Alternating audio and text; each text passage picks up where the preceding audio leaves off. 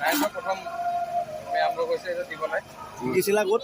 শিকাটো ইউটিউব চাই শিকা বাৰু, বাকী নিজে কৰি চালোঁ ঘৰত অলপ ভালকৈ শিকি দিলে ভাল হয়, কেনেকুৱা অলপ তাৰপৰা কৰি চাই এনেকুৱা পালোঁ ইমানখিনি দিলে এনেকুৱা হয়, নিজে আইডিয়াটো লৈ পেলাই এতিয়া আৰম্ভ কৰিছে। ৰাইজে ভাল পাইছে খাই, এতিয়ালৈকেতো ভালকৈ কৈছে, যিখিনিয়ে কৈছে যে ভালেই হৈছে, কৰিব লাগে বুলি।